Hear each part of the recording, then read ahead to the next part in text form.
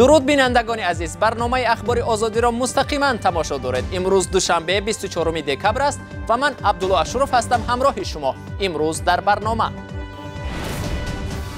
انفجار ولکان سونامی به بار آورد. سونامی در اندونزی صدها کشته و خانه‌های ولنگار را از خود باقی گذاشت. من میترسم. بعضا از دامادم طلب میکنم که ببیند که آیا خانه امان در جایش هست یا نه. در 2 روز اخیر خودم به خانه امان نرفتم.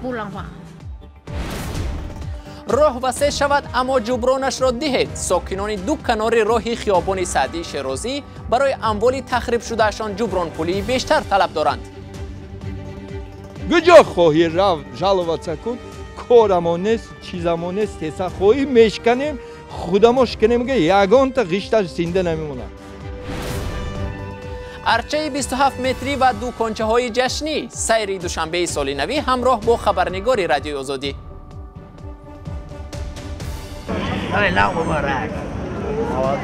سال نوتان مبارک. سونامی در 2 جزیره اندونزی سوماترا و یاوا صدها نفر را کشته بر جای گذاشت و بیناها و مهمانخانه‌های زیاد را خراب کرده به این کشور زیان بزرگی اقتصادی رساند. شماره قربانیان این سونامی به گفته مقامات احتمال افزایش می‌یابد. سرنوشت 50 نفر تاکنون معلوم نیست. مقامات اندونزی به شهروندان وعده دادند که برای جلوگیری از چنین آفت‌ها من بعد تدبیر خواهند اندیشید. روز 24 دکبر پرزیدنت اندونزی یوکو ویدودو از قسمت غربی جزیره یاوا که با شدیدترین ضربه سونامی مواجه شده است زیارت کرد. موج بزرگ آب که بر اثر لغزش زیرآبی زمین به عمل آمده است باعث فوت کمش 280 نفر و خسارات زیادی مالی گردید. رهبر اندونزی اعتراف کرد که در این منطقه نظام آگاهی از آفت ضرور است.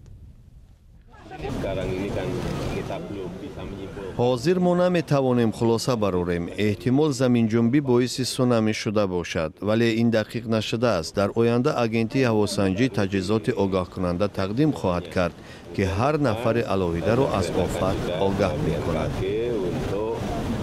خدمات نجات اندونزی با استفاده از تکنیک وزنین عملیات نجات و پاککاری منطقه را دوام می‌دهند. تا صبح 24 دکبر جسدی کمش 280 نفر یافت شده بود.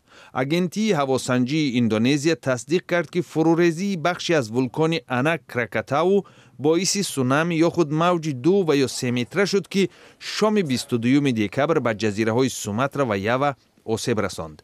در این آفت کمش 1000 کسی دیگر جراحت برداشته نزدیک به 12000 نفر به جایهای امن انتقال یافتند.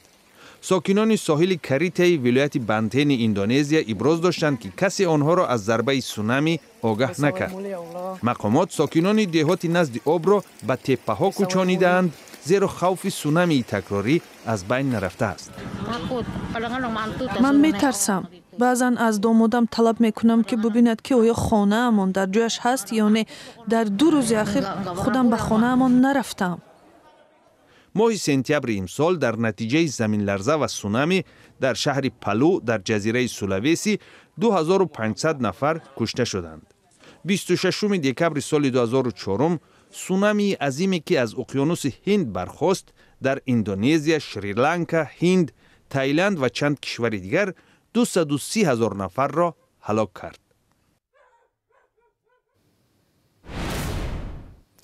مفتشان تاجیک تحقیق پرونده جنایی یک سودیه و یا دادرس را انجام دادند که ماه پیش پرزیدنت امامعلی رحمان او را از مقامش برکنار کرد. آژانسی مبارزه با فساد و یا کروپسیا در تاجیکستان روز 24 دکبر خبر داد که محبت سفرعلی زاده دادرس سابق دادگاه شهر ترسونزاده به قلابی با استفاده از مقام خدمتی متهم می شود. پرونده او را برای گرفتن خلاصه نهایی به دادستانی کلی تاجیکستان فرستادند. میرزا نبی خالقزاد گزارش می‌دهد. مفتشان دادستانی میگویند که آنها اخیراً در نسبت یک سودیه یا دادرس دادگاه ناحیه ترسونزاده محبت سفرعلی زاده سفر پرونده باز نمودند که فعلا با جرم قلابی ایبدار دانسته می شود. محبت سفرعلی زاده با فرمان پرزیدنت تاجیکستان در ماه نوامبر برای کردار ناشایسته همچون دادرس دادگاه از وظیفه برکنار کرده شد و به دنبال آن نسبتی او پرونده باز شده و این پرونده را دادستانی کل تاجیکستان به اختیار آژانس ضد کروپس سپارید و سنجش آژانس ضد کروپس نشان داد که او با ماده 247 قسم 2 یعنی قلابی در حجم مخصوصا کلان عیبدار دانسته می شد و همراه با گروه یعنی یک جای انجام داده شده است. اما وکیل مدافع محبت سفرعلی زاده به رادیو آزادی گفت که وی این جرم خود را به گردن نمیگیرد، یعنی میگوید که اون در این کار دست نزده است و خود را کاملا بیگناه میحسابد. در حال حاضر آژانس ضد کروپسی تاجیکستان این پرونده را انجام داده و با ماده 247 یعنی که قلابی به دادستانی کل برای تصدیق ارسال داشته است و به دنبال این دادستانی کل تاجیکستان پس از تصدیق این جرم او را به دادگاه عالی تاجیکستان برای محاکمه و برای حکم دادگاه ارسال خواهد داشت. در حال حاضر ما نتوانستیم که با خودی محبت سفرعلی زاده صحبت کنیم و نظر او را بگیریم. تنها وکیل او در صحبت به ما گفت که وی یعنی بیگناه است و هیچ عملی که در نسبت او گفته می شود انجام نداده است. این عمل او وابسته به این است که در زمان یعنی دادرسی دادگاه ناحیه ترسنزاده در ایفای وظیفه بودن محبت سفرعلی زاده از یک نفر ساکن این ناحیه برای بیکار کردن دعوا یا برای برقرار نمودن دعوا از اون 3000 سامانی طلب میکند و 1000 سامانی او را از خود میکند و برای منفعت خود خرج میکند. در حال حاضر همچنان که قبلا گفتم از طرف دادستانی کل تاجیکستان این پرونده مورد بررسی قرار دارد و از نتیجه آن ما به شنوندگان اطلاع خواهیم داد. راه وسیع شود اما نه از حساب ما. مقامات دوشنبه وابسته به اجرای نقشه کل شهر برخی از راه‌های ماشینگرد از جمله راه ماشینگرد خیابان سعدی شیرازی را بازسازی و وسیع می‌کنند. ساکنان دو جانب راه از بازسازی استقبال می‌کنند، اما از آن نگرانند که زمین قسمی از بنا و انشاءاتشان به حساب راه گذشت، اما مقامات بر عوض به آنها جبران پولی ناچیز پرداخت کردند و یا عموماً ندادند. همکارمان برات یوسفی با جریان بازسازی راه آشنا گشته عرض ساکنان را شنید و این گزارش را تهیه کرد. بازسازی و توسعه راه ماشینگرد خیابان سعدی شیرازی در منطقه غربی دوشنبه باعث تخریب تعداد از منزل و انشاءات و محدود کردن قطعه‌های زمین نزدیک حولگی ساکنان کنار راه شده است. ساکنان میگویند آنها با بازسازی و توسعه راه ماشینگرد در این منطقه مخالف نیستند، اما ساکنان ضرر دیده به عملکرد مقامات راهسازی سخت اعتراض دارند که برای تخریب منزل و گرفتن زمینشان به آنها جبران ناچیز پرداخت میکنند و یا اصلا جبران نمیکنند. مهنتی که ما اینجا با 30 سال 40 سال کرده همش یک تین گفته کوردور نکره نه آدم حساب نمیکنند. کجا خواهی رو جلوت کن کارمون نیست چیزمون نیست تسا خواهی میشکنیم خودموش کنیم میگه یگان تا غشتش زنده نمیموند. خودت نغزکه گریه یک چیز ماندنش ممکن. انا همین گاه. برخی ساکنان منزل‌های کنار راه خیابان سعدی شیرازی میگویند تا 18 متر قطعه زمین نزدیک حولگیشان وارد طرح وسیع کردن راه شده است. منزل زیستی برخی خانواده‌ها تا حد محدود شده است که تقریبا جای زندگی ندارند. با مبلغ جبران کرده مقامات اداره ساختمان و تجدید راه‌های دوشنبه حتی زمین خالی خریدن هم نمی‌توانند. های نمیشه دوونیم تا زمین مگرفتگیان آشخانه داشتم، جای تنور داشتم، توالت داشتم، 44,000 تومان دادن هیچی نمیشه. نمیشه خانه ماندگی دو خوجگی نیست، جای خانه نیست. اینا بدورین صورت دیرین جای خانه دارم. جای خانه دارم لودم حلاله. در بیرو خواهم ولی علاو نکردم از روی نبودم. محدود شدن منزل زیست برخی ساکنان کنار راه ترمیم شونده را مجبور کرده است که در جستجوی مکان دیگری زیستی اجاره شوند. در اینجا چه خوجگی زندگی می‌کنیم از روی بد بودن یک تاش مسکو روی کردم. کتی گلو کودک نویده جونی سه تا نویده کلین بچه مسکو روی کردم کار نیست. اگر نمی پولی نقد میدونم من بابای یک خونگاه میگیسم من روی نمیکردم بچه هم هنرمند است تمامی هنر را میدونم تمامی زودا میدونم. اما مسئولین اداره تعمیر راهها و کوپرک‌های دوشنبه همه ایده‌های ناعدالتی در پرداخت جبران با ساکنان کنار راه تعمیر شونده در خیابان سعدی شیرازی را بپایه خواندند. با قول مسئولین این اداره آنها جبران ساکنان را بر اساس اسناد منزلشان عادلانه و با راضیگی صاحب ملک‌ها پرداخت کردند. иддаое ки дар суҳбати сокинони он минтақа ин ҳарфҳои масъулинро шунидан ғайримумкин аст. با نزدیکتر شدن سال نو شهر دوشنبه هرچی بیشتر قبوی ایدانه به بر میکند. امسال به فرق از سالهای قبلی شهرداری دوشنبه پیشتر از همه کشورهای دیگری آسیای میانه ارچه 27 متری را در میدان مرکزی دوستی پایتخت آراستند. بر علاوه امسال رسته دکانهای فروش تحفه و آرایشات سال نوی تشکیل کرده شد که سالهای قبلی عموما وجود نداشت. همکارم سرویناز روح‌الله از دوشنبه سال نوی گزارش می‌دهد. دارم پس رو تماشا فکری ما را نکردن اکنون میشوند زیبا. آفرین. امسال میدان دوستی که جای تنتنه‌های سال نوی در دوشنبه است به نوع دیگر آراسته شده است که ساکنان از آن توصیف کردند. در سال نو چراغک‌های ارچه تابان میشوند. امروز به تماشای بلندترین ارچه سال نوی آمدیم. این جشن را نهایت دوست می‌دارم.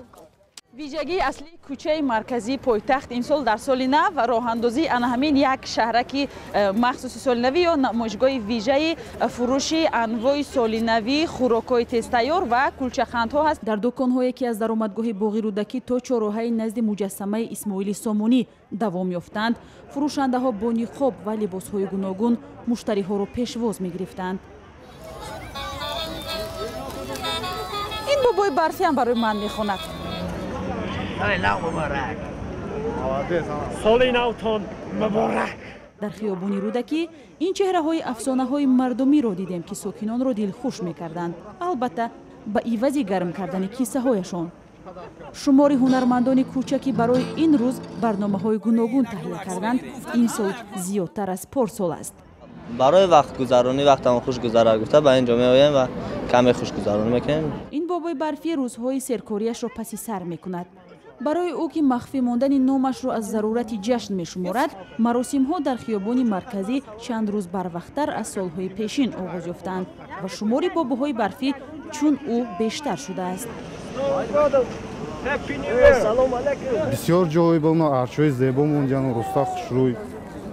مثلا خلق در یک جا اومده جمع نمیشون، هر جا هست. او میگوید برای درآمد گرفتن این هم خوب است و هم بد.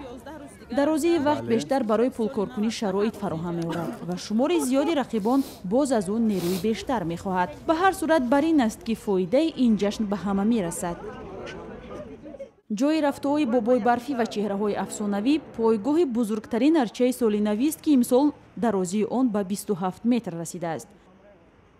بیشتری والدین تحفه‌های خود را اینجا به واسطه بابای برفی به فرزندان می‌سپارند تا باورهای آنها را به این موی سفید خیرخواه و سخاوتمند بیشتر کنند. بابای برفی گفته سلام میتین یگون چی میگیرن پدراشون با پولاشون میتین.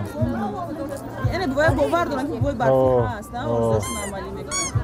معرکه سال نوی در شهر دوشنبه تا 1 ینور ادامه خواهد یافت و شب 31 دکبر میدان دوستی از مکان‌های اصلی تنتنه‌های سال نوی می‌شود. بینندگان ارجمند، گزارش‌های سال نوی ما در پیش هستند، ولی عین حال من می‌خوام یک خبر را وابسته به سال نو به شما تقدیم کنم. در عرفه سال نو نرگس غایبова یک ساکن شهر باختر قرغان‌تپه سابق اتومبیل تمغه مرسدس بنز را برد کرد. غایبова مادر 2 فرزند و خادم یکی از مکتب‌های همگانی شهر باختر است و سال روان برای حل نیازهای عائلوی از تشکیلات قرضی ایمان اینترنشنال 2000 سامانه قرض گرفته آن را توسط ترمینال‌های پرداخت بازگردانیده است. او و شوهرش کیها باز برای خرید یک ماشین مبلغ پسنداز می‌کردند، اما در پایان این سال و عرفه سال نو بخت برای او خندید و رقم مشخص او به حیث قرض گیرنده در آزمون ایمان اینترنشنال غالب آمد و او صاحب ماشین مرسدس بنز شد. مأموریت ایمان اینترنشنال امروز 24 دکبر مرسدس بنز را در شرایط تنتنوی در شهر خوجند به نرگس غایبova سپاریدند.